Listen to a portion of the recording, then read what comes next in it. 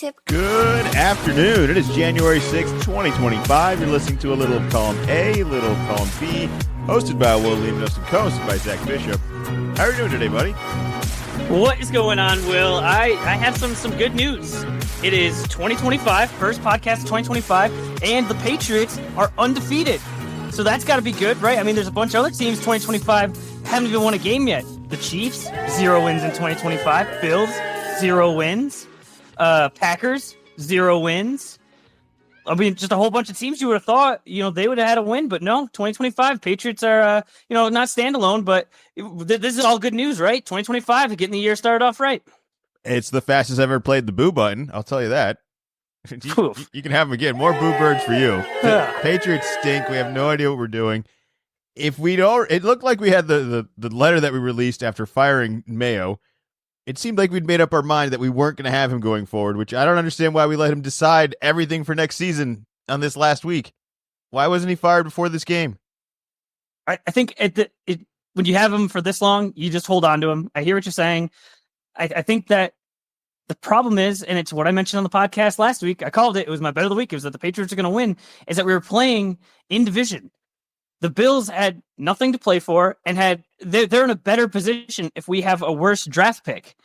But I think even if Mayo wasn't the coach, even if it's whoever the interim coach would be, you can only get so ridiculous. Like, we didn't put Drake in. We went to our third string quarterback figuring, let's see what this guy can do. And turned out he was fine.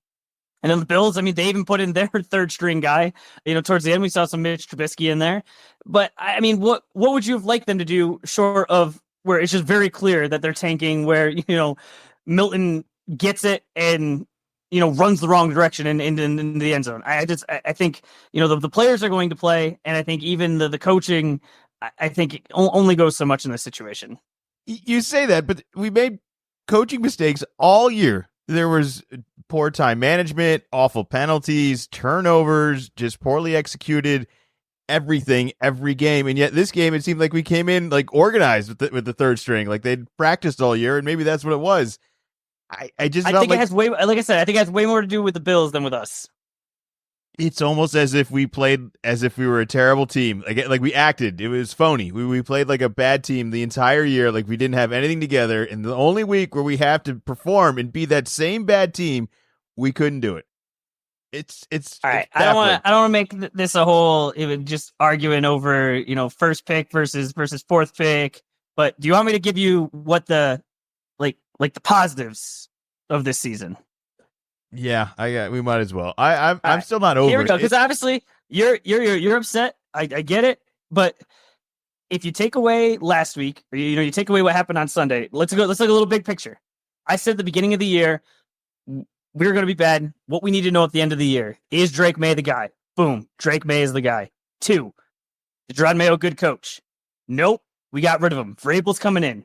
Okay, now in the start of next year, we're going to have Maye, year under his belt. He knows he's a starter. He knows he's going to be ready to go. We're going to have Vrabel connected to the Patriots, Super Bowl winner, multi-time Super Bowl winner. We know he's a good coach. Awesome. Those are 2 right there.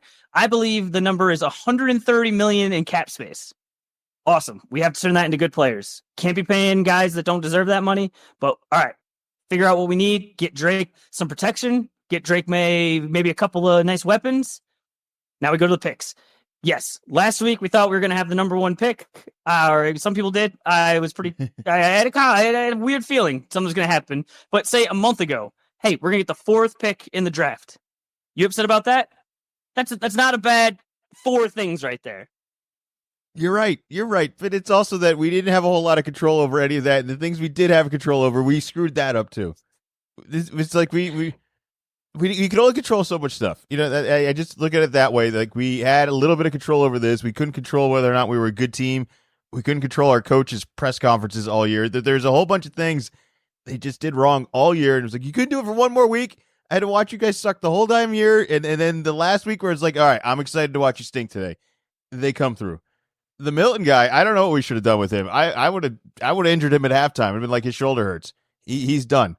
And then, like, where's Bailey Zappi when you need him? We needed that guy.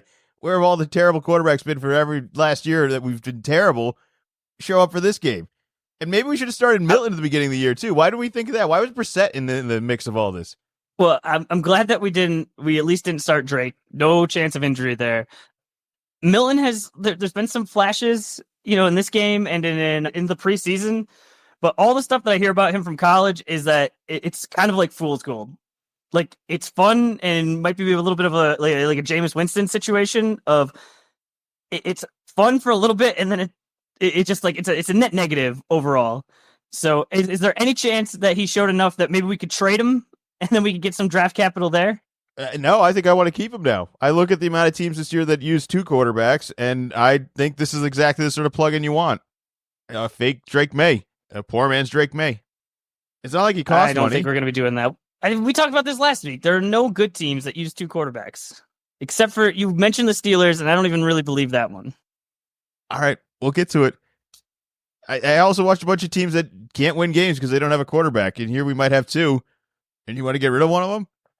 Again, we played the third string Bills who had no interest in winning and everything to gain from us winning.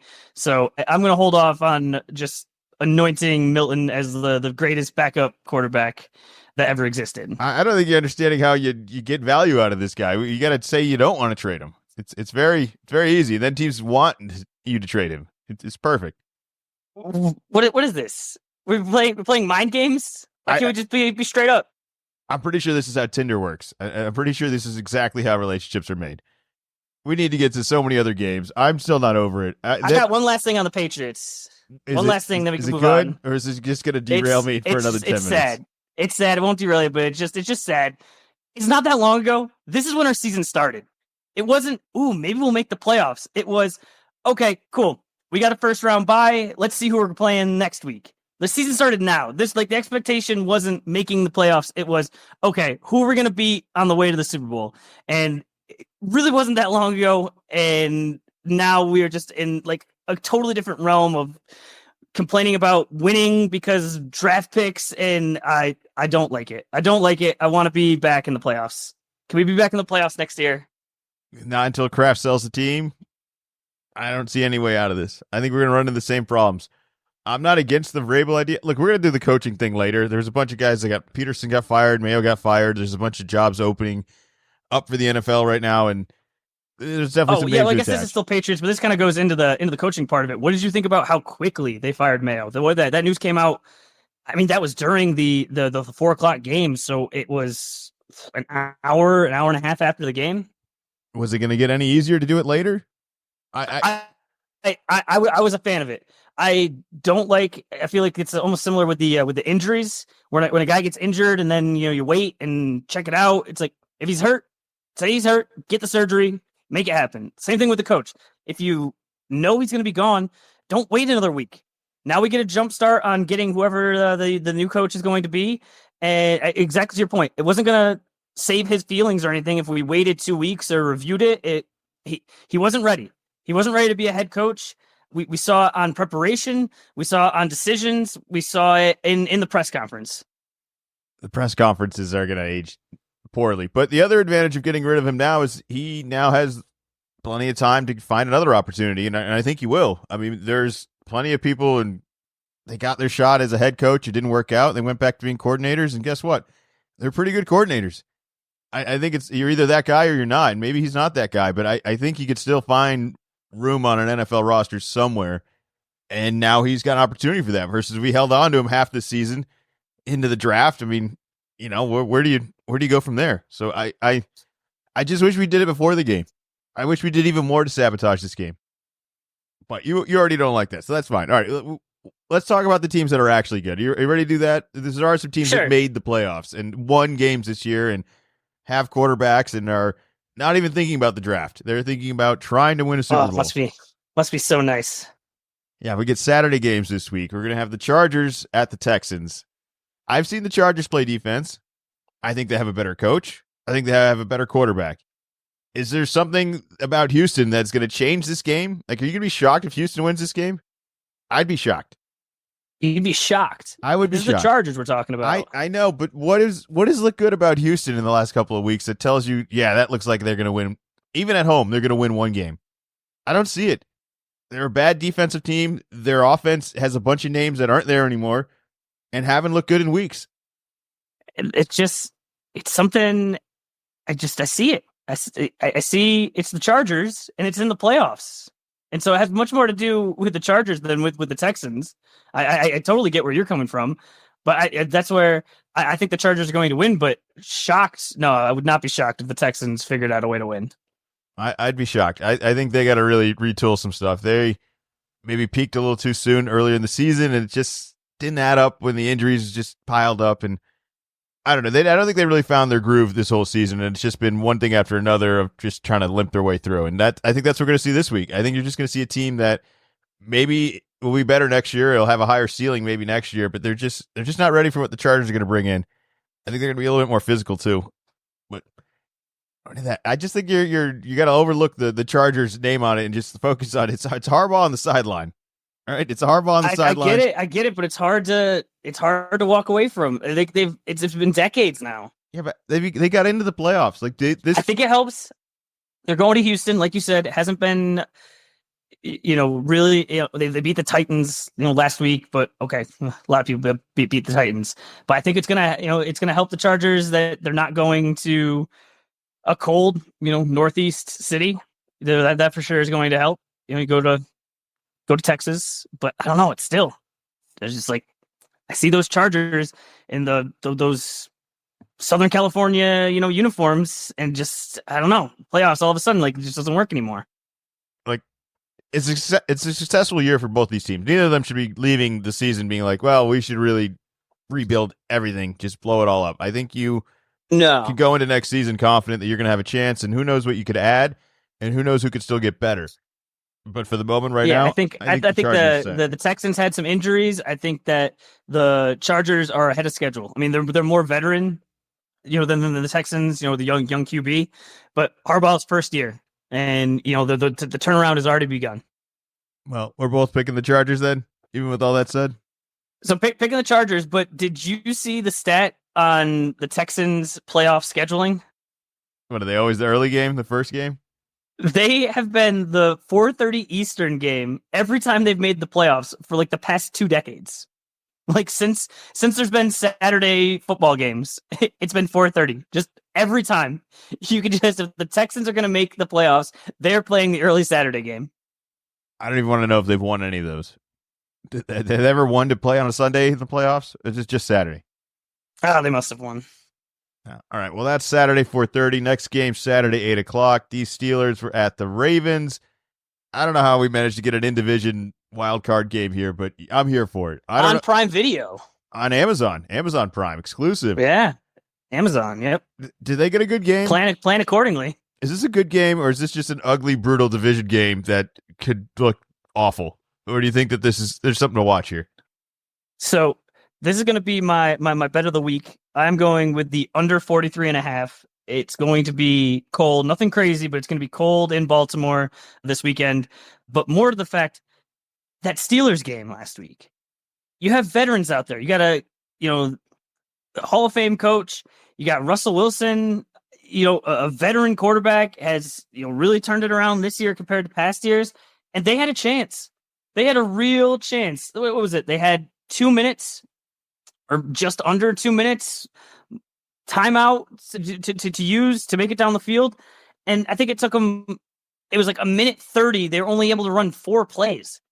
They weren't going out of bounds when they should have, not using the timeouts when they should have. It was almost like they were the ones that were trying to tank. Just super ugly. So, and that was against that was against the Bengals defense. Now you're going to go against the Ravens defense? Ugh, yeah, I don't like it. Yeah, so I'm going to go with the under, and I think the Ravens win, but low scoring. If you can't score on Cincinnati, you don't really have an offense. I don't know what's happened to Pickens. I would be really shocked if Russ had an awesome game against the Ravens here and was able to just long ball his way into this. But I imagine Ravens are going to just score offensively. They're going to take the lead early. They're going to ride Henry out the rest of the game. And that's going to be it. I don't see what the Steelers can do. 1, to stop them, and 2, to keep up with them. I would just be so shocked. It's a weird accomplishment for the Steelers where I'm amazed that they managed to get in and that they have the record they have. But this is it. This is the end of the road. I don't see them ever going farther than this with this setup. Like, this would be this is what the Steelers do. They're just good enough to make the playoffs, above 500, decent season, but yeah, they're not going anywhere. This is just what they do recently. Would they beat any other playoff teams? Would they beat the Chargers? Would they beat the Texans? Maybe they beat the Broncos. I don't think they beat any other team. Would they beat the Buccaneers, the Commanders? Would they beat the Rams? I mean, no, you could put them in the mix. You could put them in the mix with the Texans. I don't know. The Broncos got a rookie QB, so there might just be like veteran coach able to scheme something up, but no to the rest of them. Man, that's the matchup I want to have. How do we get that? We need the Broncos and the Steelers both to win here, and they still won't even face each other. I think they'd have to advance pretty far to get that. But the Broncos, they waived Russ, and now Russ is in the playoffs with the Steelers, and the Broncos drafted Bo, and they're the next game where they are also in the playoffs. Like, who would have thought that this transaction would have benefited both of these teams? I definitely wouldn't have. I wouldn't have been like, yeah, this is totally going to work out for everyone. Was it a transaction? Didn't the Broncos just cut him? Well, I'd like to think it's a transaction, seeing how they're still paying probably more than half of his salary in Pittsburgh right now. Yeah, I don't know how that money works, but not to bring this all the way back to the Patriots again, but this is really 50-50 with the Bengals. I mentioned last week how that the Giants beating the Colts was the most surprising game of the year, but probably a little more recency bias, because definitely in the mix was when the Patriots early on beat the Bengals, where if that game was reversed, we get the number 1 pick and the Bengals make it into the playoffs. I'm not over it. You got to stop bringing it up. All right, so we both got the Ravens. I imagine a big Henry game. I think that'll be all right. All right, next game, Broncos at Bills. This will be Sunday, 1:00. The Bills are going to light them up. I think this is similar to that last game where I just don't see what the Broncos are going to do. I think Bo has had an incredible season. Nothing to be too critical of, but he really hasn't been able to close out games. His second halves have been a mess. I would be really shocked if they were able to pull this off against the Bills, especially a cold outdoor game with the rookie quarterback on the road. I mean, one of these teams is going to upset the other team, but it does feel like we have some pretty big favorites this week. Who you got this week? Oh, yeah. Going with the Bills. -9. Bills are going to cover. You're going to Buffalo in January. You're going against those fans. You know how many tables are going to get broken? They're going to be having a great time. They're going to start early. 1:00 game. They're for sure going to start the night before. There's probably going to be snow. You're going to see a bunch of cool guys jumping off of snow stuff. All the Broncos fans out in Denver, they're out skiing. They're not even watching football anymore. They are ahead of schedule. They got a rookie QB that made the playoffs. Good for them. This is your reward. You get to get your butt kicked by the Bills and Josh Allen. It's still a good year. And Sean Payton pulled off some stuff, and Bo, we're going to do some rookie quarterback rankings after all of this. He's certainly rising in my book. I didn't expect him to do this. I think he's gotten better a lot throughout the season, even though, like I said, that second half is still not pretty. I wouldn't trust him closing out games. I mean, they whoop on the Chiefs last week where they just go 38-0, completely eliminate any possibility of the Bengals getting in. It came down to just that, though. Everything else happened. So I'd like to think that I wasn't that crazy of saying this is a possibility. Everything else happened. Even the Jets won. All they needed was the Chiefs to beat the Broncos in the last week here. Didn't happen. And any sympathy for Cincinnati? We're just not at all. Win your games. You have Burrow, who awesome quarterback, and you have Jamar Chase, who won the Triple Crown as a wide receiver. You got all the skills. You just couldn't stop anybody. This is your own fault. This wasn't injuries. Detroit, they keep getting injuries every week. They have the bigger reason to complain if they were really close and couldn't quite over the hump. No, I don't feel bad at all for them. No, you got to win the games. If you're a good team, you win the games. You go to the playoffs. That's how it works. Next game, Green Bay Packers at the Philadelphia Eagles. I think it's game time. Time to buckle up with Saquon here. Have we seen playoff Saquon? Has that even happened once? It must have, because they made it with Daniel Jones a couple of years ago, and that's how Daniel Jones got the money. That's right. That is right. Well, you know what? I think there's going to be a different animal this week. I think this is going to be an Eagles team that's out to prove something, that has kind of struggled even the last couple of weeks. I think this is going to be the healthiest you're going to see them, and that is going to be a big reason why they're going to take on the Packers here. I mean, look, Green Bay was exposed by Minnesota, and then Minnesota gets exposed by Detroit. So what transaction of all this do you feel good about if you're Green Bay? You know why you feel good? No, I don't. I don't know why. Because you don't have Rodgers or Adams, maybe? Because news continues. It's not new news, but it continues. Jalen Hurts is still in concussion protocol. No, it's Monday. No way. You think he's going to play? I think he has to play. It'll be 3 weeks. That's not how concussion protocol works. 3 weeks. 3 weeks. Guys, some guys don't even go out. They don't even miss 1 week. All concussions are different for different people. I think they're playing games. I think they want you to think exactly what you're thinking right now. That he's just resting? Yep. He's just resting his brain? Resting everything, and he's totally fine. Totally fine. See, I'd believe it if it was Mahomes, but I don't know about Hurts. Oh man! All right. Well, then, how spicy does this get then if Hurts is out? Because then I'm rethinking everything. I'm under the assumption that he's going to be out 3 weeks, and this is almost the best thing that could have happened for him. It's almost the best thing that could happen for everyone. I mean, even Saquon sits out last week. All the starters sit last week. Oh well, yeah. I mean, why would you play the guys? No reason. I'm just saying it's an advantage, I think, for a team that has played well throughout the year and had a chance to rest. It's not like they needed that last game to figure out some kinks. I mean, they when are entirely healthy and are out there. I mean, this is a pretty good team. I don't think the Packers have any chance, even if Hurts doesn't play. I mean, are you picking Green Bay? What is the reason? I'm going with the Packers. I don't think Hurts is gonna play, and I think Tanner McKee. I don't think he's gonna be able to get it done. I think that the Packers can beat the mediocre teams. I don't think they can beat the real good teams, as they showed this year. But if Jalen Hurts isn't playing, it changes everything up. I don't know. And sure, the Eagles won last week, but you beat the Giants at home by a touchdown. Didn't really. Giants weren't looking to win. I don't know if you can really count that one. I mean, I know the Packers last week was kind of weird, where they didn't matter and then it kind of mattered, and then they almost really took it seriously. But Love's finger might be broken, man. Like, that doesn't worry you at all. No, he's fine. They're just pretending.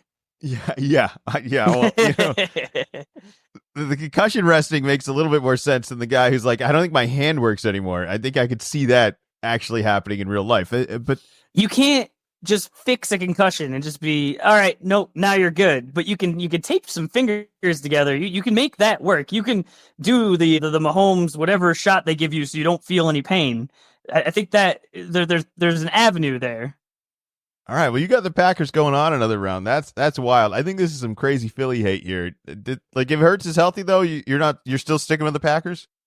No. If Hurts is playing, then I'm going Hurts. I liked what I saw from him this year. He was one of my fantasy quarterbacks. He was good. I like to think Saquon alone in a game where Hurts is probably going to be back next week. Like, how long is this going to go? Eventually, he's going to play. It's not going to be 4 weeks. I don't know. It's a concussion. You don't know. Only Tua, who I've watched literally getting 4 car crashes in 3 weeks in a row, can be out this many weeks. I don't remember other athletes struggling this much for it. And I know it's a case by case, but just generally, like, maybe I'm not understanding the severity of this. This is maybe way worse than I'm anticipating, but I think he's going to be back. I think this team's going to be fine. And if you're Green Bay, at least you don't have Rodgers and Adams. I mean, how much of a mess would that be if you had those two still? So lucky. I don't know. Rodgers had more touchdowns than Mahomes did this year. Yeah, how many wins did he have? One more. Not nearly as many. One more than the Patriots. Not nearly as many. Congratulations. I'm just saying. I don't think the Rodgers magic is quite over yet. No, it's over. You just don't like him. Okay, true. All right, we're going to be honest with that. Yes, I don't like him. We're starting from there. Sure. If you're going to not read into anything I'm going to say about him because I'm saying that openly first, sure. But he wasn't good. And he made a lot of moves and demanded a lot of stuff, and they gave him everything. What are you talking about? He made a lot of moves. He's the quarterback. He's not the general manager. You don't think that you don't think he had a hand in all the general management moves that they made? The guy that also got fired yesterday? He has been around for a long time. He is well within his right to make requests and to say, hey, I think you should do this. I would like it if you did this. But GM, he's a grown man. He's in a grown man role. If he didn't want to do it, Rodgers didn't have a gun to his head. All right. Well, I guess that's what you get for trusting athletes and being like, hey, if I do this, you think it'll work? Oh, yeah, for sure. Definitely going to work. Absolutely. Why would it not work? It's always worked for me in the past. Just trust everybody. Did you see Rex Ryan's comments today? Did he have more? What did he say today? He said he was confident that he could get the Jets position, and he also said that if he were to become the Jets head coach, that the Aaron Rodgers, what do you call it, like vacation would like be over. So that means no Rodgers or more Rodgers? No, he treat Rodgers like everybody else. A country club. Or he gets. I said, let me see if I can find the quote. It was just saying, this Aaron Rodgers gets to do whatever he wants. That would be over. But that's assuming that he's still with the Jets. I imagine when you make a comment like that, that means why would he come back to that? Why would Rodgers want to play for that coach? And why would this coach even want him? I think they're better off without him. Why would the Jets hire Rex Ryan? I kind of like Rex Ryan. You don't like Rex Ryan? What's wrong with him? He beat us. There's not many coaches that did. Over it like a decade ago. Well, yeah. I mean, it's not like he couldn't get a job. He didn't want a job. You think he couldn't get hired over the last 10 years? Absolutely. Really? Based on what failures? I mean, it wasn't that much of a disaster. That was the last time the Jets were even successful. Remotely successful. Last time they went to the playoffs. Yes, but then there were seasons after that that weren't good under Rex Ryan. Yeah, well, he had to compete with us. The Patriots were incredibly dominant. Wildly dominant. I remember that. Well, I think every coach got fired during that era then. You know how many coaches the Patriots got fired? All of them. We didn't lose. Would you want the Patriots to hire Rex Ryan? I would have interviewed him, yeah. Yikes. He's on TV. You're blinded. I'm not blinded. No, I remember him coaching. He was a mean, hard-ass coach that was good in press conferences and actually set a culture for a team. Way more than Mayo did. He'd be a better coach than we had this year. Well, that's a pretty low bar.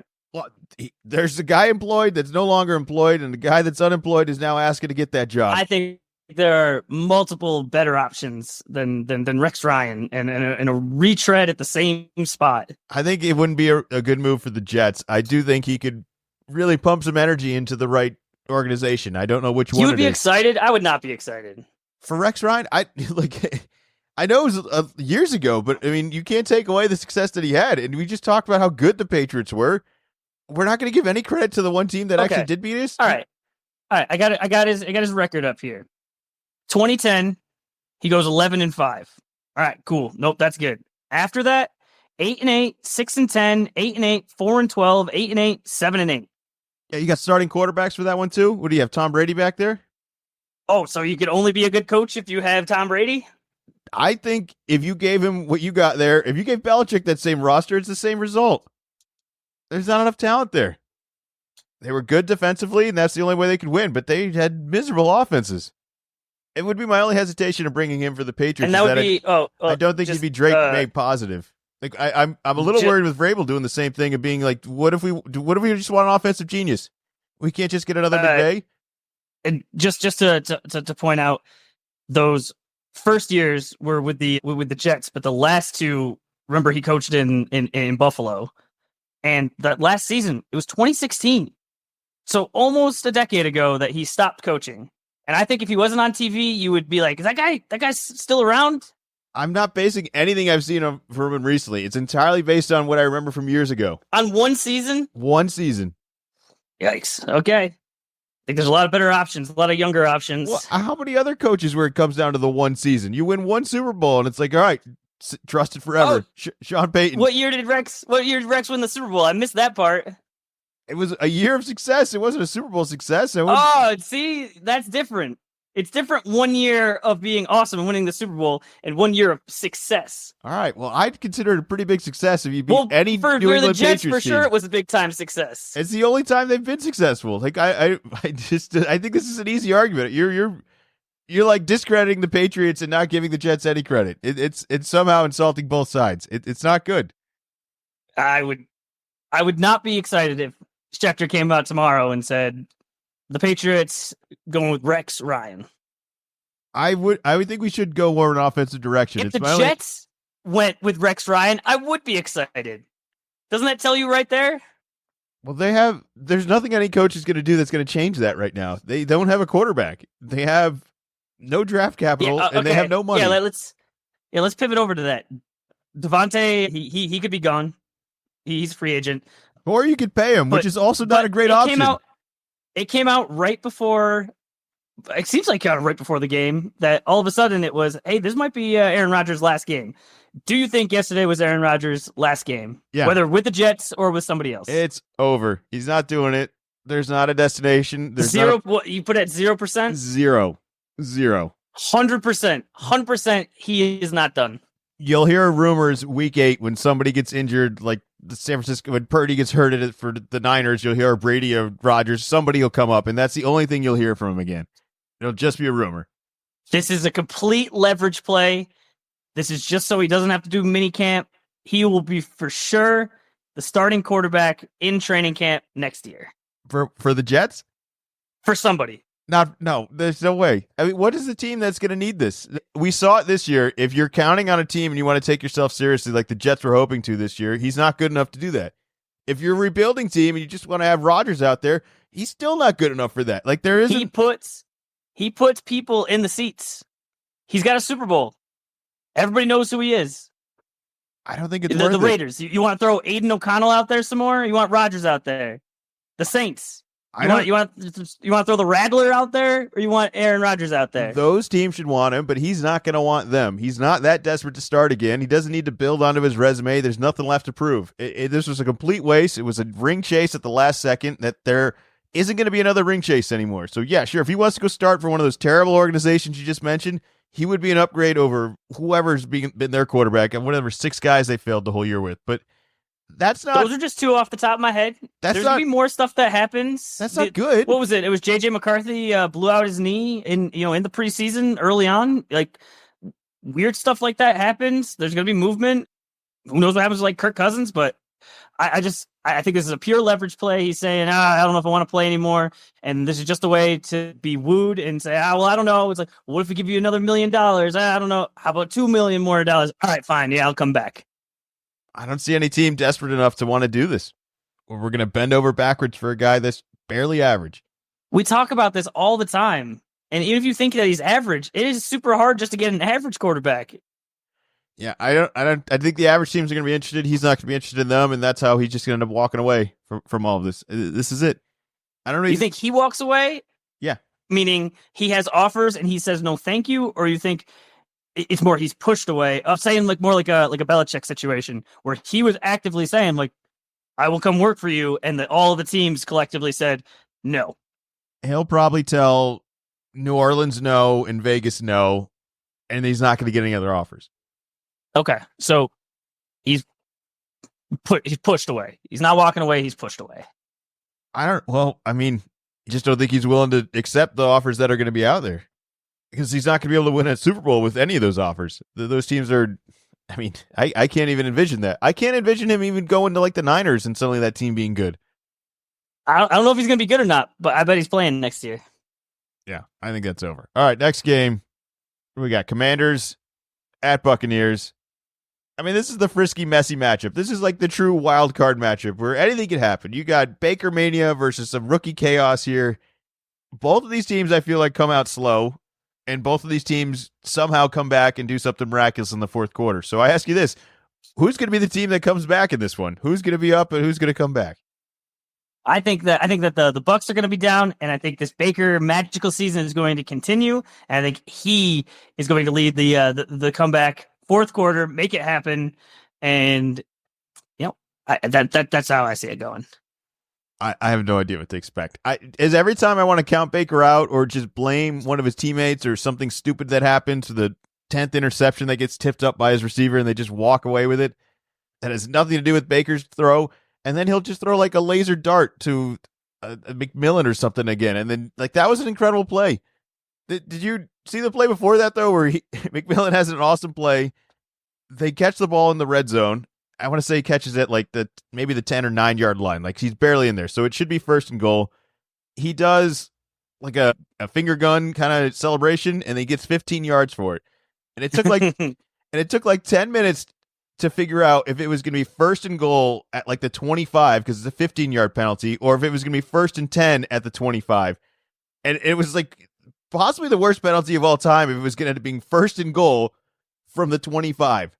Like I can't think of a more sabotaging penalty. That's not what actually ended up happening, but And regardless of the very next play, McMillan gets a touchdown, so he kind of canceled out. But the Buccaneers just find ways to put them in the worst positions. Is really what I'm saying. How could you trust? Did you see what the what the penalty was for?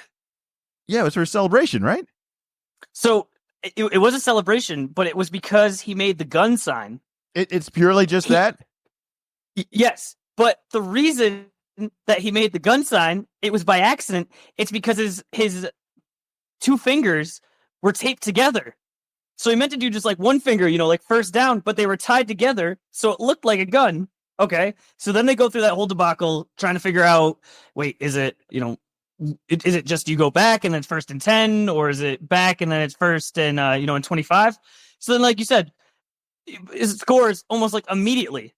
Well, what happens at a Buccaneers game when they score a touchdown? the guns go off. There's a whole pirate ship that lights off cannons.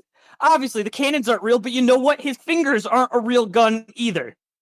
I mean, there's swords, I'm pretty sure, right in the Buccaneers logo. They're pirates. So it is just very funny that we're in this adult league playing football, and you can't make a weapons signal because that's too far. You got guys getting knocked out, but no this, and then just immediately afterwards, the celebration. I mean, a lot of other teams have it as well. The Patriots have the muskets, but just really on top of it, oh no, that guy pointed with his fingers like it was a gun, but now we're going to light off all of these cannons in celebration. This is the team you're betting on. You're betting on Baker in this Baker. This stuff. I mean, Mike Evans was awesome. Again, McMillan, great, awesome catch. But I mean, they almost lost to the Saints last week. They were in jeopardy of not even being in the playoffs. They opened the door wide open. But then they got their act together and took care of business. Well, I imagine this game is going to go the same way, that somebody is going to be up, and then somebody's going to make a miraculous comeback, and then somebody's going to blow it at the end, and it's not going to matter at all. I don't know which one of these teams to trust between the rookie over there and just Baker. It's not like the Commanders blew out the Cowboys this week. No, but they did win. They were also, I mean, not exactly a situation of being, down the same way, but it wasn't a cakewalk. No, not a cakewalk. All right, so you got the Buccaneers in this one. I think I'm going to go with the rookie. It just feels a little destined on this, and I just feel like Baker's gotten lucky. And as much as I want to watch more Baker, this team puts themselves in weird situations over and over again. I got the Commanders. Jaden will be fun. Would you like to hear my Scrooge take on this game? No, I think this could be the best game of the week. What's the Scrooge? So it has to do more with this past week. Specifically, Mike Evans gets the $3 million for getting the extra 5 yards, jeopardized the whole season to make sure that he got it. Saints kind of let it happen. Cool. No, happy with the guy getting his money. But are these incentives just, are they getting too much shoved in our face? It seemed like every other thing I was hearing on, Red Zone was, oh, well, this guy, he just made $500,000 on that tackle. Or, oh, this guy on the sack, oh, that's $100,000. Oh, really good for him. Is it just me, or it's getting to be too much? It's gambling culture. That's all it is. How so? Well, all right. Hey, you want to bet on Mike Evans getting a couple extra yards today, over 80 yards? He needs 85 to break the record. Do you think you can win some money on betting on 85 over yards? I'm just saying that's what was happening all day yesterday. And if you found a bet with that, for some of them even plus money, I mean, that seems like a good bet because the player's motivated. You don't always know the motivations, and this last week is so quirky where it doesn't count, but it counts. It's almost like a free bet game where the motivations you say are that, different. But it's not like these. It's not like when Mike Evans got that catch, got the 5 yards, that then it comes out of saying, "Oh, that's 1,000. Now he gets the money." I mean, this is public knowledge. People know about this ahead of time. It's the odds makers know about this ahead of time, so they've priced that into the line. It's already there. So I don't think it's a free bet. Well, not a free bet, but I mean, generally Mike Evans have an advantage. Mike Evans is the Buccaneers are trying to win the game 99.9% of the time, except for that 1%. All right, this is a bet where you get to have that 1% advantage. I mean, I think it's cool that the teams do it. It just seemed like it was really shoved down my throat. And it's I don't know how much Mike Evans makes. Obviously, anybody gets $3 million. It's awesome. But it's oh, cool. This super rich guy playing football is now more rich. It's just cool. It also is that these contracts. I told you, this is my Scrooge take. All right. This is not it. That's fine. I also think that there's an expectation that we have with all these contracts and them being guaranteed and money being up front, and the reality is they're just not. They have all this sort of stuff built in, so it's almost like, cool, the guy did his job, he reached the goal he said he would reach this year, and he got the money he was going to get. It's like a project manager any other job. It's like, hey, what do we need to do to this year? Hey, I'll pay you more if you can get it done sooner, and if you could keep the cost down to this, and if you have it done by then, I'll pay you this much.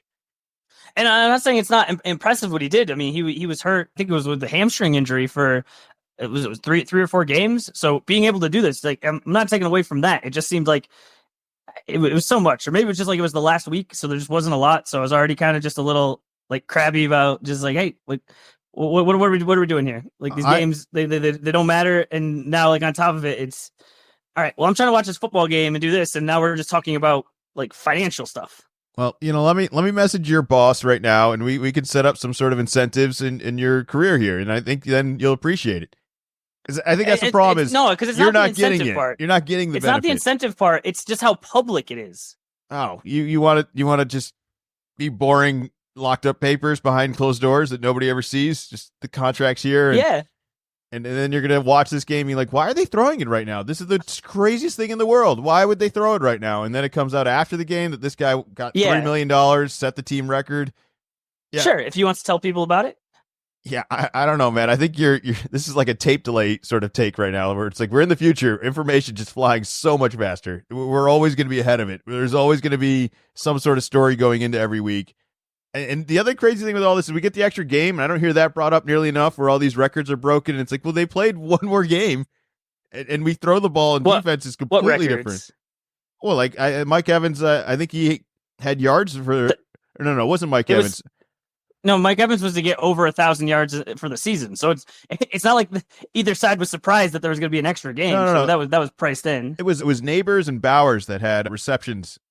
There was a whole bunch of bonuses. I didn't hear about it too much for records. I did hear it last week with Saquon, where it was, hey, he did this, but it was still 16 games, so you can compare it. Oh, I don't know. I don't know what to tell you.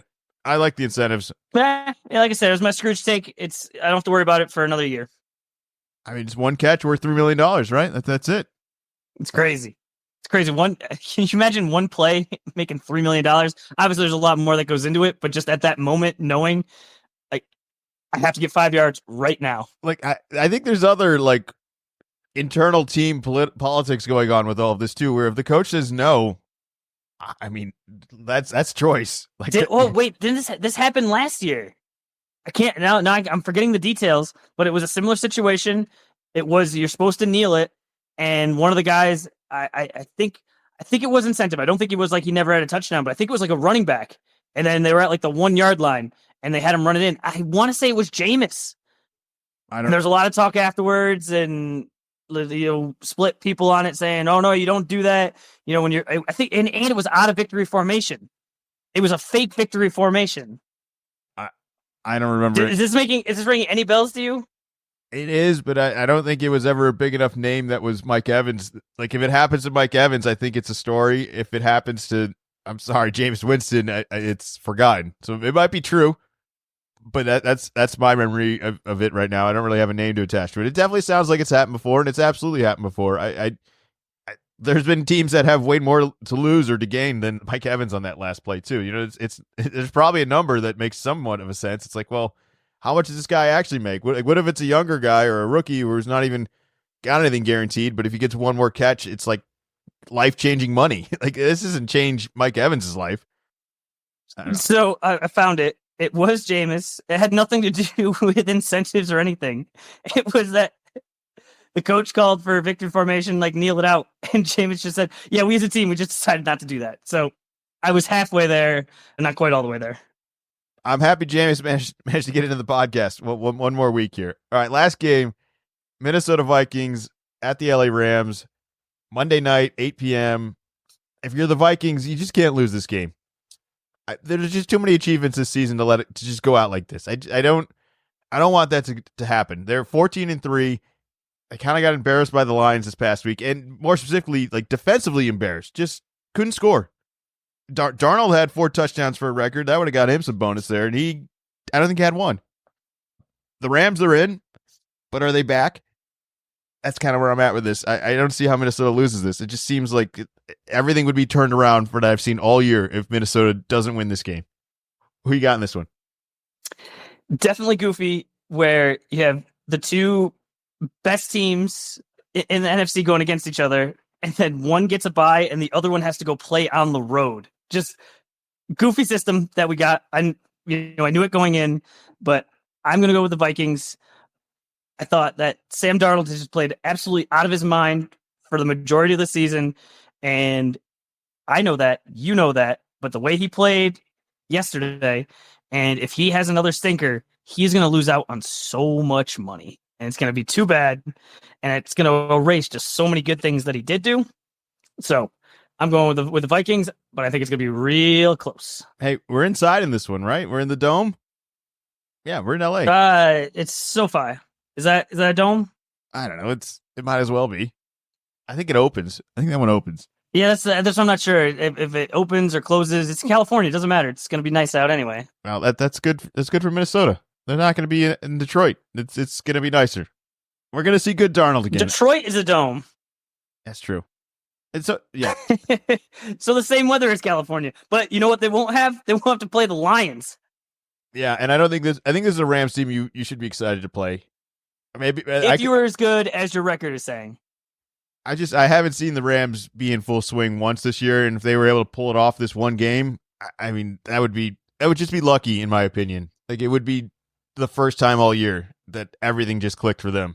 And it's clicked in the past, but I just don't see it happening this week. And I've seen Minnesota have way too good of a season to, again, like I said, just blow it all these last couple of games here. I don't know. All right, so we both got Minnesota in that one. Those are our picks for this week for the NFL. Do you like the Monday night game again? Yeah, I'm all right with that.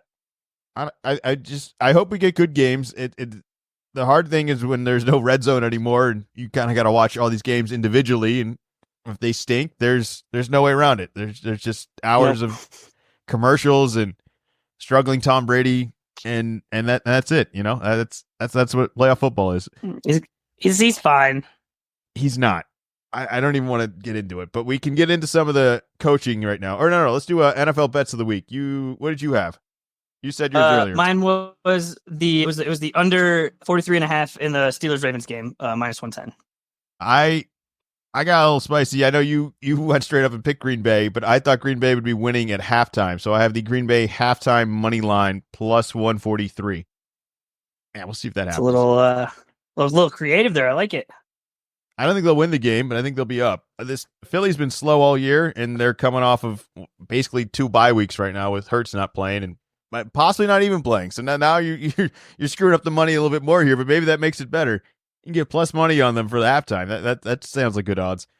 All right, we've had some coaching carousel. You might be ahead of the curve there. We had some NFL coaching carousel go around. Gerard Mayo, bye from the New England Patriots, and Doug Peterson is gone from Jacksonville. Looks like Rex Ryan wants the Jets job. Might be Rodgers' last game in New York. We kind of already talked about that. But the bigger news of all this, and maybe Miami needs a new coach too. We'll see what goes over there. But Tyreek Hill. They came out, said the GM and the coach are both safe. Well, guess who's not safe is Tyreek Hill. Very publicly, very openly, is done with Miami. I don't know any other way to say it. He left the game in the fourth. I think he had reasons to be frustrated, and I think that there's even mistakes that people made that could be excusable, but to then just triple down in the post game, it's like, this is over. There's no way I'm here. Like, I need to get out of here. I didn't have that in my bingo card. I'm pretty shocked by all this. Is there still interest in Tyreek Hill, or maybe we a little bit over the hill? I think he's still super fast. He mentioned it, how this was the first time that he missed the playoffs, and there's definitely been some struggle with the Tua concussions. So you're playing with a backup quarterback, and that makes it harder. But we're seeing a lot of other. If you're a top wide receiver, you still get it done with the backup. We're seeing it this year. We've seen it in the past, and so there's a little bit of, hey, you need to figure this out. And I wonder how much of this is him being sour grapes on. He was on a Super Bowl winning team.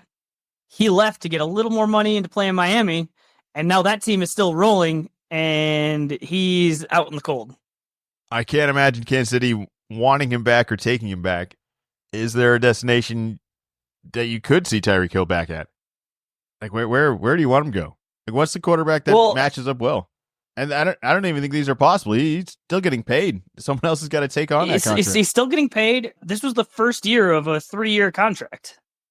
So when he said he's out, is he demanding a trade? Is he going to retire? He's under contract.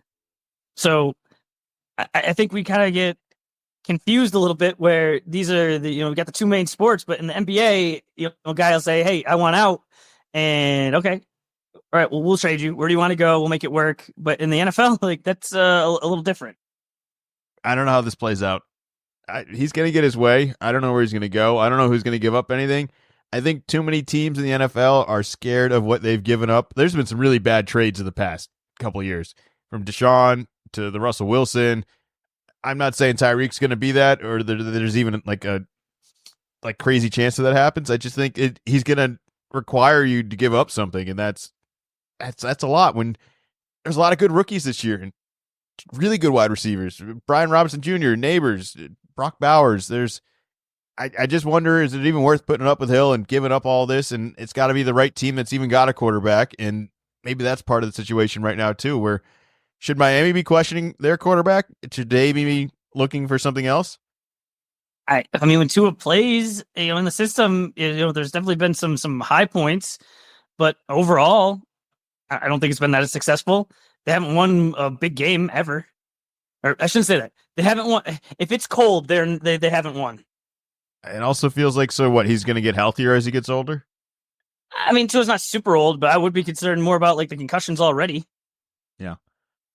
You like Vrabel for the Patriots job. Is there any other prospect we should be considering? Anyone else on the radar? We'd have to go deeper into the bag where it's some promising offensive coordinator, or something like that, something kind of out of the blue. We were a Brad Stevens situation, or maybe I don't think we'd go for a college guy, but something more of no one's even thinking about it. But I just don't know if the organization is as smart as the Celtics organization was back then. I don't think we're capable of finding the Brad Stevens guy. I think we're going to be stuck with, Brian Flores. And I think we kind of already did that with the Gerard Mayo thing of, handpicked, and he, it's for 5 years. He's been the succession plan, and no, this has always been the plan. And then in 1 year, plans out the window. And I don't get it. I don't know how no one hired Vrabel or Belichick last year. And so what are we waiting for? I agree with you that it feels like a no-brainer to bring him in. I just wonder, is there an offensive guru out there that could just be a fun toy with Drake Maye? And if we're just trying to replicate this Belichick thing so much, and it's just that's not going to work. You can't imitate what he did. And I think Vrabel's going to do a better job of it. I'm just worried that we need to go in more of a completely different direction, because Mayo, I don't think, made enough changes this year. I still think we tried to be a Belichick football team, and we just weren't anywhere close to it. But I think that's what he was trying to do. So Vrabel's got a little bit more of an originality to him that's not a direct thing like Belichick, but I worry about just trying to force this down our throats that it's just not going to be replicated again, and that we'd just be better off. I want a coach that has his team prepared and doesn't make things worse in the press conference afterwards. It seems like a pretty low bar. You're going to get that with Vrabel, and if you're not going to be embarrassed by your coach with Vrabel. But I could also just see us being that crazy team with this awesome offense and just this quarterback. That could define us, and it won't be this, military head coach. Do you have a name that you're looking at? No, I don't. I wish I did, but I think it's Vrabel. I think Brian Flores is a fine name. I thought he kind of got a raw deal in Miami, and he's also got some Patriot ties, so I'd kind of still be all right with it. But again, that still falls in that similar realm with that Belichick tree. That's I don't know. Flores was he was the one that worked with Tua, the young QB, and kind of ruined his confidence. So I'd be definitely nervous about him coming in with our very young QB. Well, sure, you could say the jury's still out there, but I'd like to think that there's still at least somewhat of a debate that he might still be right, is what I'm saying. How do you know that's not true and that he wasn't right about Tua this entire time? Because I've seen Tua be good. Yeah, but it's not They still might have to start over, even if that is true, and that ultimately means that it wasn't good enough. Like he probably messed up that situation. Do you think he'd make the same mistake twice? Like that's just. I sure hope not, but it makes me nervous. Not Drake Mays just don't grow on trees. All right, you're fine. All right, he's out. No more. You're right. You want to rank some rookie quarterbacks? How high up the chart did Drake May go here? Well, where do you got him on your rankings? I put Drake at 2. I did too. Who did you have at 1? Jaden. Yeah, I really wanted to move Jaden and just give Drake more love, but he got into the playoffs. They had 10 wins. They were in way wilder games than anything Drake did this year. I just can't give him enough credit. But I do think it gets a little spicy at 3 here.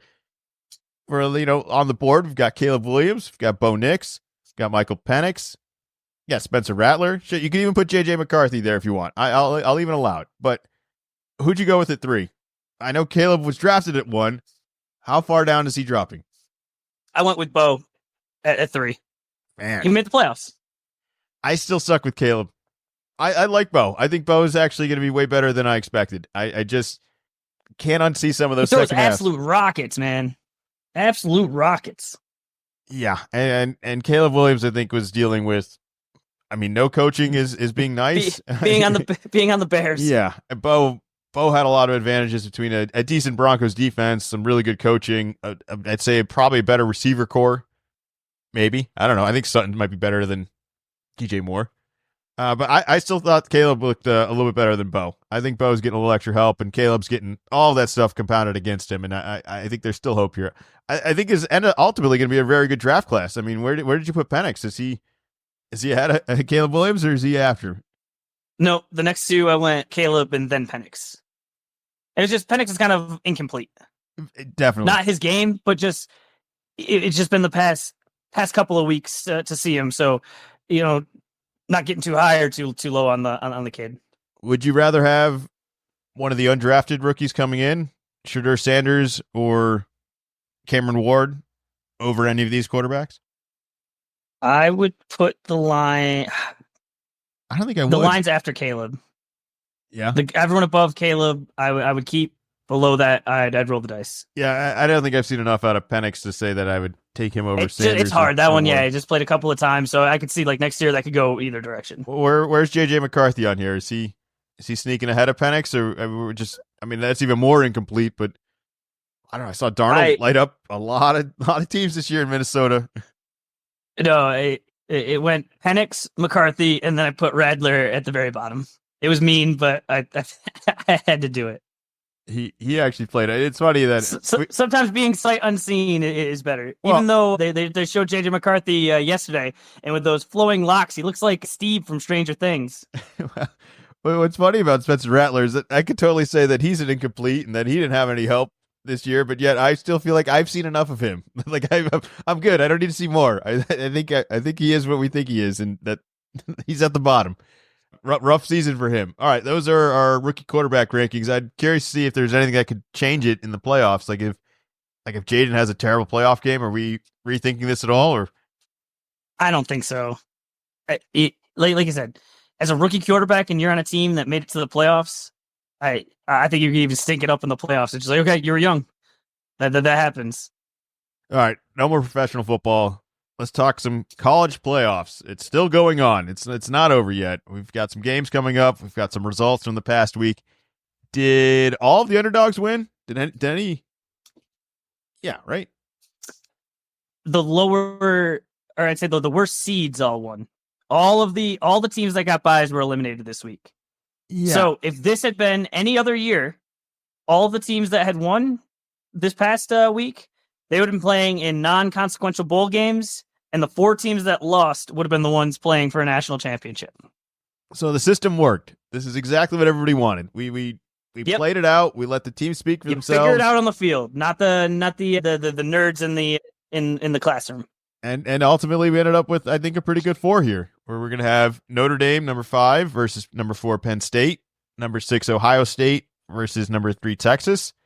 The Notre Dame Penn State game is Thursday, 7:30, and the Ohio State Texas is Friday at 7:30.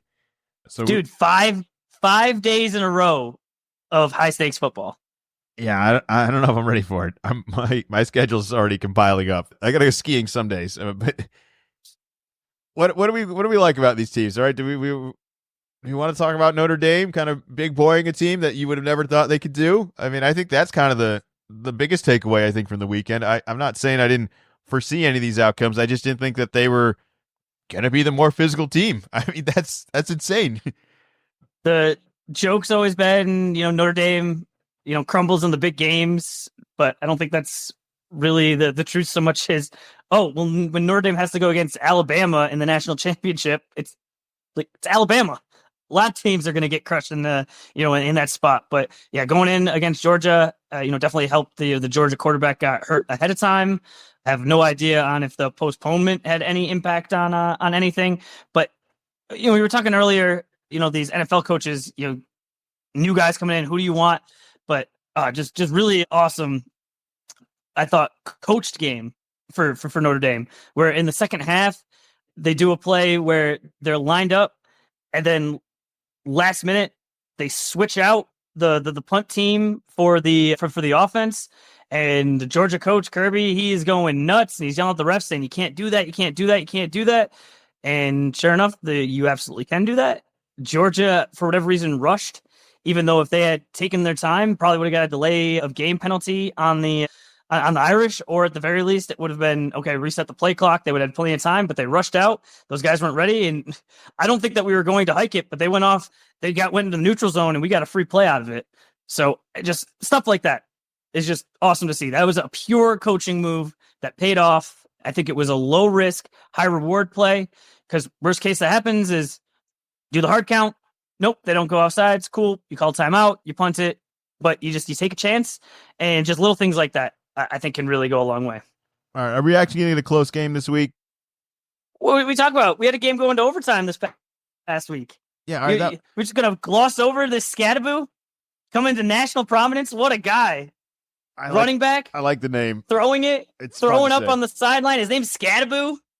Like it was great. All right, but we're lucky we played as many games as we played, because I think that was it. Was there another game that you can remember? Like outside of like shocking results, the games haven't been great. No, still been a lot of blowouts. The Notre Dame game was low scoring at the beginning. I mean, Ohio State just jumped all over Oregon. That was surprising. I mean, Texas even jumped out on Arizona State, but that game turned into a lot of people were saying, "Oh no, this is a mess. No, this is bad." I was disappointed. Boise State didn't, and just kind of like go for it more, just more chances. I don't know. I thought they played it pretty safe, and it's like, hey, you're going against Penn State here. You got to do like a little something. But yeah, but all of these games, like I said, in the past years, none of these games would have happened. Blowouts are better than no games, because sometimes the blowout turns into a close game. You don't know. You got to watch. And I don't think this is a college problem. I think we talked about it last week. This is sometimes what just happens. What was it? It was over Christmas. All the NFL games were blowouts. Just it's sports. You can't script it. No, it's not scripted, and there's a million other things going on in every single locker room with travel and big games. And not only that, this isn't the 60s where this is the game on TV and that's all you can do. Like, if it's a blowout, keep an eye on your phone. Watch something else. You have Netflix, you got Hulu, there's other sports on. To just sit there and watch a blowout and complain about it, like, that's your fault. You can walk away. You don't even have to watch TV. You can do something else. All right, who you got winning this week? I think it's lame when people complain about blowouts. Who you got winning this week, then? Let's make some picks. All right, Thursday, of course, I'm going with Notre Dame over Penn State. Really like what we got going. I think it's gonna be tight. And then for Friday night, I'm going Texas. Ohio State, big time favorite, but I don't know. I still just can't get this vision of them just getting beat by Michigan. I just can't get out of my head. I thought Ohio State looked like the best team going into this week out of all of them. I'm going to roll with Notre Dame. There's something, Destin, about what happened last week that just, if they could come in anywhere close to playing as good as they played that past week again this week, they're not going to have any problems. They're going to be fine. I actually think Ohio State's going to do the same thing, where if they play like they did last week, they're going to beat every team that was in their way. They're going to be good. Yep. So Agreed. I I would love to see Texas win. I will be rooting for Texas, but if you're asking me who I think is going to win, I think it's going to be Ohio State and Notre Dame. I just Ohio State. Once you find a groove, you know how these playoffs are. I mean, I'm not saying Yep. this is an Eli Manning situation, but I mean, this is a hot team at the best time you could be hot. So I think that says something. Well, what if Texas puts in Manning to put out the fire? What about that? If that happens, you're gonna have your hands full. You're gonna have your hands full, and they might just turn into a pumpkin, like you said, where it's like, wait a minute, that team lost to Michigan. I mean, Michigan went on to beat Alabama, but you know what I mean. Like they disappointed, and you kind of couldn't unsee it. And then last week is like, I can unsee a lot of things now. That was a beatdown on Oregon or maybe it sounds silly, but you kind of hear about it more like in basketball, where there's more games of you lose a game and it kind of just all of a sudden resets everything, and the focus is just a little bit different during practice and during the game than it was right before that game. All right, we are so far behind schedule, but let's just keep going. We got college basketball. We've had some good games. We've had some great games. The seedings and all that, and the KenPom starting to matter a little bit more. We're getting a little bit closer to March, man. It's a little bit closer, almost tournament time.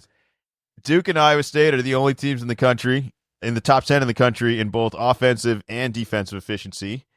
The highest net rating in KenPom history. If you were to all-time top 10, the current 2025 Auburn team would be fourth overall at plus 36.69. And the 2025 Duke team would be number 8 on the all-time KenPom net rating at 35.08. There's some good teams out there, and those are two of them. Was there anyone else you would put in this sort of category? Those are two at the top that have separated themselves, at least on KenPom's rankings, which are gospel for college. But there's, like you said, March is close, but there's still a long way to go. We're going to be getting into conference play. I just, if you're in the SEC, you have all the opportunity in the world to move up, and Duke being in the ACC just has all the opportunity in the world. Just you fall asleep at the switch. We seem to start slow almost every game. This last week against SMU, one of the new ACC schools, started a little bit better.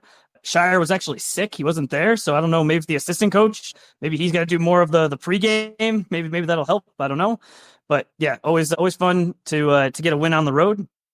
This week, basically any SEC game, you might as well just throw it on. It's probably going to be close, but I'll just point out we have at least one game every week that's worth watching. Tomorrow, it's going to be Tennessee at Florida. Florida lost to Kentucky at Kentucky. For some reason, was on at 11 o'clock in the morning. Still haven't figured out why, but they lost scoring 100 points. That is not going to happen very often. Wednesday, we have Texas A&M at Oklahoma. Thursday, we have Oregon at Ohio State. I heard Ohio State's really good. If you're able to beat Ohio State, you probably have a pretty good team. Friday, UCLA at Maryland. And then we got a few on Saturday. 2 o'clock, Kansas at Cincinnati. Also at 2 o'clock, Iowa State at Texas Tech. Gonna need a dual screen for that. 4 o'clock, Florida at Arkansas. 8 o'clock, Alabama at Texas A&M. And then Sunday, we have Oregon at Penn State. College basketball season. If you're getting bored, oh no, these football games aren't close enough. Plenty of red hot basketball for you to watch. I'm excited for it. I've actually been enjoying it. It's a good little mix. I think there's some good teams this year. I wouldn't say there's a drastic front runner other than possibly Auburn. The thing with Duke, I think you're really good, but you're gonna blow one ACC game, and we're gonna fucking hold that against you. It's gonna happen. The rest of the year, you're gonna lose. You're gonna lose to UNC or something silly, and it's not even gonna matter. And it's gonna give UNC a ton of hope and a ton of credit, and it's gonna be this asterisk on your season. Outside of that, though, I think you guys are really good. There's just a defensive ability that I don't think any other team is remotely close to. I mean, I just think if any team, was able to beat Auburn, they just gotta be mentioned. Yeah. All right. Anything else for college basketball? Nope. That's it. All right. Wrap it up. Little NBA talk here. Big NBA talk with Big Wemby and Big Jokic going at it. A couple back-to-back games. Back-to-back. Overtime games. The stats are insane. They don't even sound real. They're video game numbers, 2020s, 45s, and 19s. Just insane numbers out there. I really enjoyed it. I thought it was fun to see two big men go at each other. There's weird advantages and disadvantages of both of these teams where they kind of play good basketball, but they don't have the best players to play it. Like they don't like who's the best shooter on San Antonio? Is it Wemby? Like is he the best shooter on the team? I mean, he might be. See, this is what I mean. It's weird. They have good ball movement. They take good shots. It's like but Chris Paul, probably not. Like I'm trying to go down the list. I just say they play good ball, but it's like it ends up in the hands where, well, do you feel good about a Harrison Barnes corner three? Do you feel good about a Chris Paul jumper at the top of the key? Do you like Sohan at the rim? Because it's weird. It works. They're not the easiest team to watch, but they match up incredibly well against this. Is there any chance we can get a 4-5 matchup of this, or is this going to be more of a play-in game matchup? Because I would love to see these guys play a series. Like how much fun would that be? Currently, they're at 8. I think Wemby is just going to continue to get better. So I could see them being in the play-in, but making it as a say a 7 or an 8 seed. All right, yeah, no, I think they're going to get in. It just doesn't seem like, and the trade deadline's coming up. I imagine the Spurs are going to add something. I don't know what it'll be. They have so many like undefined, versatile pieces that have like strengths and weaknesses. I don't know what Denver's doing either. But are you enjoying the Russell Westbrook era in Denver now? Can we say that's been somewhat of a success now? We've trashed this early, but really, it's a lot of work, and it just does some backdoor cuts, and it works a lot. I don't know if it's the Denver media or if it's like not being in LA, but I just feel like the general attitude towards him is just different than it has been in a while. Or maybe it's been long enough that it's not, hey, he's coming in to be the main guy. It's, hey, he's coming in to just do what he can, and he's gonna have the energy, and like everything that I hear is still. When he comes to the arena, he is there for business. He takes it very seriously. He wants to win. And I think sometimes that could just help with a team like Denver that has been together for a while. They've had injuries. There can be a little bit of a malaise. But now you get this just red hot fire that's going, and you see him going all over the place. And I don't know, maybe you step your game up just a little bit. So I like it. I'm never going to question Westbrook's effort. I mean, he's trying out there, and I think that's the difference he's doing. Previously, when he was coming off the bench, it was an offensive workload where he was trying to take the load off of everyone else who just can't carry it all the time. And I think this year he's doing it, but he's doing it in a different way where he's taking it off in offensive possessions where Jokic doesn't have to do a lot, but if he works really hard on this backdoor cut, that's all the effort he needs to do. And he's doing that like a lot, and I think he's doing that defensively as well, too, where Jokic kind of holds everything off, and then Westbrook just goes and takes advantage of something, and that's enough of an advantage to Jokic is always going to take advantage of. I mean, it's great with the high post passing all the time. It's actually miraculously successful. I don't know how it will age in the playoffs, but at least for right now, they have no other choice. They don't get this out of Westbrook. They don't have bodies. Like they just don't have the numbers. Nope. So I give him credit, and I think this is a great game. I would love to see their next matchup. I'm sure. Mark your calendars for that one. There was also a battle. It's got to be a little while though, because they played that game, and like you said, it was so awesome. And that was Friday, and then Saturday, just kind of scrolling through. It's like, wait a minute, we get this matchup again one day later. Like this is awesome. Basketball is awesome. Delivered back to back. Close game the first time. I mean, I've never seen anybody disrupt Jokic in the same way. That last play, no. He just ran out of options where it's normally he just turned it over, had nowhere to go with it. Jokic is the fastest person with the triple threat of like, all right, you can pass, you can shoot, you can dribble, you can attack, you can do and like ball I'm fakes. in control. Always in control. Like, oh, you're gonna block this shot. Like, oh, here's a pump fake, and now it's a foul, or now I've just like thrown it over my head directly to the open guy somehow. But no, he was stymied.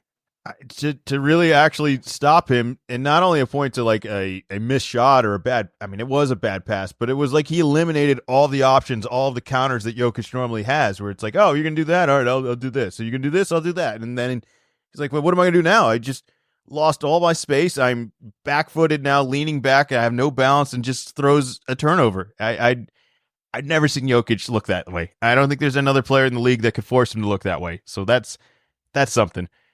There's also something where arguably the two best teams in the league played the other afternoon. Sorry, early game on Sunday here. OKC, Boston. A tale of two halves. Which half you want to talk about? Well, one was more fun than the other, that's for sure. It was one of the worst halves for the Celtics all year. It's one of our worst shooting nights. It's one of the worst, not only I think it was one of the worst halves scoring wise of anyone this whole year. Yeah. Well, our shot chart is not pretty. Our shot selection is pretty poor. If you were to say there was a rating that went under every shot, it was pretty bad. I don't think our shot selection was that poor. And I think a lot of times we run into, they're just like jacking up threes. But I think more of the issue is when we were trying to almost like match their physical toughness on defense and drive into them into the defense. But I think they made a halftime adjustment. This really felt like a playoff game where it was playoff rotations. I mean, it was pretty much full. We were at full strength. They're still missing Chet at this point, but it was like no messing around. And, not a lot often during a regular season game is such a drastic defensive change made, at halftime. I'm not going to read too much into it, but we have a problem. Oh, you're not? Oh, because have you been on the internet recently? No, why? Because I've been on the internet. I've been on X, and all I've been hearing is, all right, so OKC, can we all agree? Far and away, favorite, no argument, all of this. So, hang the banner. I'm used to it when there's a championship. Usually it's a little warmer out. It's not quite 20 degrees outside and snowing. But you know what? Give OKC, the banner. I guess this is over. They're doing a lot of things right. I don't think you can. January champions. I know. Oh, and I got another thing for you. What is the win streak that they're on right now? Wow. How many games? Is it 15 or 16? Oh, see, I'm seeing on this chart here, it says the Oklahoma City Thunder, 15-game win streak. Wait a minute. And since the last 15 games, I watched them. You watched them. They lost to the Bucks. So we're just pretending like that game doesn't matter? Hey, wait, I thought this NBA Cup was really important. Don't they hang a banner for this? So it doesn't count. So you can lose that, but you still have a 15-game win streak? What's up with that? There's certain things that you get mad at that I'm not shocked by, and there's not a solution I can provide you with. This is one thing. If you want to be mad about this, then get off the damn internet. You wouldn't be bothered or care about any of this if you didn't read a couple of comments that you disagreed with.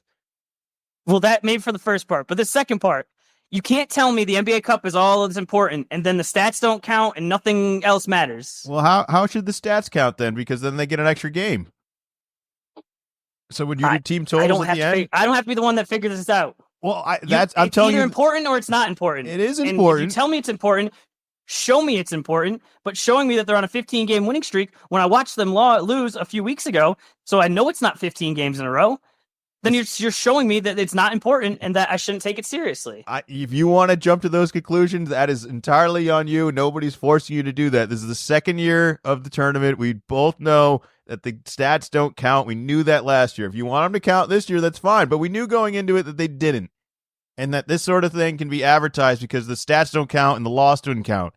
And that the streak continues because throughout the regular season, they got 15 wins in a row. So would you rather be like an asterisk then? It's not a real 15 win in a row. There's a loss in there, but it doesn't count as a loss. But it doesn't count as a loss. I don't know. No, it doesn't count as a loss. Stop gaslighting me that this NBA Cup is like a huge deal and is really important if it's not. It doesn't even make it in the standings. But it's the stupid people on the internet getting all excited that OKC won at home in like the roughest game that I've seen all year. I don't think any other game is going to be officiated that way. I think it's going to be a lot harder for them when they're actually calling fouls. But in good news, let's say today's the 6th. So Wednesday, we actually will get top seed in the East and top seed in the West. And so the Thunder on their I don't know how many win streak that they have going against the Cavaliers, who right now on a 10-game win streak. So mark your calendars for that. I haven't looked to see what channel it's on, but it was pretty disappointing yesterday that they were scared to put this game on national TV because of football. Missed opportunity. Also, I know the Sunday games are going to start up now. You're going to get a noon and a 3:30, I think, for NBA. Most Sundays it'll come up soon. But this game, well, why wasn't this on like prime time? Like, why is this not Friday night, 8 o'clock or something like that? It's not like. I mean, maybe the Cavaliers, like that game is later on, but like the Celtics are defending champions. They have all of their guys back. Unless there's a disaster, they're going to be good. Last year, OKC was the number 1 seed. They got a top MVP candidate. Pretty much the same team. This wasn't a surprise. I'd get it if coming into the year it's like, we didn't even know OKC was going to be good this year. No. This was a huge miss. All right, we'll just watch the Lakers again. They'll put them on again. They'll be on every night. Yeah, for sure. We got to get out of here, but let's quickly talk a little Jimmy Butler versus Miami. The saga continues. There's a suspension now where Jimmy has been suspended by the team. 7 games. 7 games, which to my understanding, I think that's like the maximum they're allowed to suspend him. He immediately fought the suspension, and it's not even a suspension to return. It's a suspension fighting to get money back because he doesn't want to play for them anymore, but he would like to get his money over the next 7 games. So that's kind of where we're at right now. Pat Riley has already made, I think, 2 statements at this point. It's more conversation you're going to hear from Pat Riley probably ever. Don't see a way out of this, mostly because who's the team that is going to give something up to get Jimmy Butler, who might not stay, might not be that good, might not be anything. I mean, what are you getting when you trade for Jimmy Butler this year? Is it not the same thing that has frustrated Miami to this situation where he misses so many games? Last year, he's missing games and talking to the press conference as if he's playing, and he's not playing. That didn't go well. Why would another team want this guy? Is really where I'm at. And they got to give up something, play this whole game to do it. And play the game against Pat Riley. Like that's good luck. Like who's going to save Jimmy Butler? Save Jimmy Butler? I mean, this guy does this over and over and over again. He just goes somewhere and then just burns the whole thing to the ground and looks around and goes, "Why is everybody mad at me? This is crazy." This is the 3rd place that he's done this? I don't blame him for Minnesota, and he was right to do it in Philly. That was the best move he could have done. If he'd stayed in Philly, that would have been a mistake. I just think if you live your life and you go around and you say, "Man, everyone's a jerk on this team," and then you go somewhere else and you're like, "Man, everyone's a jerk around here," and then a 3rd time, 4th time, sooner or later you got to look at yourself in the mirror and go, "You're the jerk." He's not making this easy. I don't know why he wants off this team. They're over 500. If the season ended right now, they'd be in the playoffs. He's getting older. The trading guys is way harder. I was very surprised that Miami suspended him. That makes me think like, ooh, this is really over. But I don't know what else options that they had if they weren't able to just trade him. I don't know what other organization would do this, because I feel like every other organization wants to make sure like all the players know like, oh no, it's awesome. It's really fun to play here. It'll be good. So it was interesting, but I don't even know what teams are able with this whole first apron, second apron. And yeah, like you said, you have to line it up. It has to be a pair. I think some team will convince themselves that Jimmy Butler can put them over the top and that they'll pull the trigger. I mean, maybe like, the Grizzlies, but people throw out like, the Suns, you could just move Bradley Beal. It's like, what does Miami want with Bradley Beal for? No, this is the team in Miami that miraculously got Jimmy Butler from Philly. I still don't understand how that trade was possible. It doesn't make any sense. It would never happen again. It's a lot of organizing and a complete benefit to Miami. And guess what? You think that they're not going to do that again this time? You think they're going to take the gain that they won off the last? I think it's way harder now. I know. That's why they're not going to trade him. They're not going to take a loss on this. They're not just going to say, "Oh no, I'd rather they just go away." So here's my thing though: is okay. He comes out after the game, says, wants to get his love back on the court, and says, "No, I went out." Says it publicly. It was very similar to the Tyreek Hill. I guess that's something going on down there in Florida. No one wants to be there. So he comes out and says that very quickly. I think it was next day or 48 hours later. Boom, you're suspended 7 games. All right, cool. Well, now what happens in 7 games?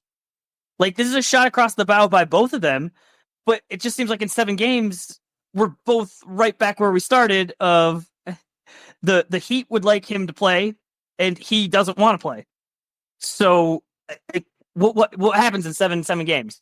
The 7-game suspension is actually not related to his comments. It didn't help, but it's actually not related to the comments. It's related to him not trying in like 3 games before this. Like if you go back and watch the film. I thought it was all roped together because it was conduct detrimental to the team. So saying I don't want to play on this team seemed pretty detrimental to me. All right. So like, yeah, easy thing to point to, but it's really not why we got to where we got. It was already going to be his suspension prior to him saying that. It was him not giving a shit in the last couple of games and then coming out after me like, I don't have any heart here. And he's like, well, yeah, I just saw you. You didn't have any heart in this whole damn game. You're not even trying out here.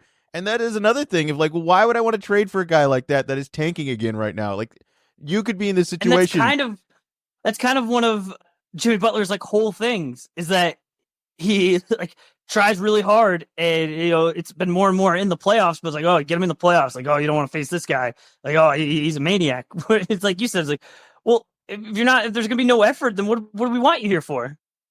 I didn't think he'd ever be a guy that would quit on the team, but that's kind of what's going on right now, and that's such a weird heat culture thing that they've gotten to a point where he's sick of the culture, basically. Like, and it's like this is what's made both of you the most successful over the last couple of years is having each other in this culture, and it's like killed each other. It's like I don't know where we go from here. I don't see a way out. I think he's just not going to play till the summer. I don't think they're going to trade him.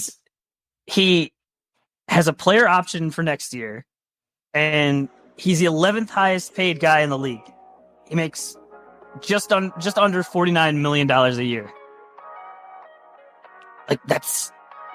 I'm not saying it's impossible to move because we've thought that in the past with different contracts, with Westbrook, with the Chris Paul contract, and they've made it happen. But I just don't know what happens in 7 games. Would you move him for LeBron? Would you move him for like who's the guy? What are the pieces? I don't they don't need old guys back over here, and I don't know what Miami's going to do if they play anything like they played last night. These next 7 games are going to be losses, dude. They lost to Utah by like 40 yesterday. It was bad. It was bad. Where I thought, okay, they're putting Jimmy out of the conversation. They can focus on basketball. This is gonna, all right, they're gonna be focused. Boy, was I wrong there. That was not the case. Well, that's the thing that's gonna trade what they're gonna want in return. At home. If they lose these next 7 games and they fall out of the playoff run, well, no longer do I think they want to get guys that are going to be able to play this year. Then you're going to want to get more future stuff. So it's like I think they want to get something. They might accept something else, is what I'm saying, if the playoffs just disappear. But that would be the most un-Miami thing of the last decade, would it not? Of like to see Miami just punt a season where it's actually going better than any of their last couple seasons that were successful. Yeah. These guys crawled into the play-in game. They were a 10 seed and won 2 games in a row to get in. Yeah, a little push, and they could have a home playoff series. So it's all weird. I don't know how it's going to play out, but there's really not a whole lot to report or really a side to be on. It's just shocking to see this happen. We got to get out of here. I want to remind everyone to subscribe. Little column A, little column B. You can follow Zach on his X account, which is Wicked Z-Man 24. I assume we'll be back next Monday, possibly next Tuesday. We'll get some playoff games in here and talk all this college nonsense. Anything else for the people out there? All right, hoping the Celtics can continue their West Coast tour. They're playing the Nuggets, so no rest for the weary. Cool. You want to know how you end win streaks? You win. That's how. All right. That's how. That's how. All right. You don't want to give 15 games. You give them whatever games. Just win the game and then it's over. Maybe we'll do that next game. That's it for us. Thank you as always for listening. We'll be back.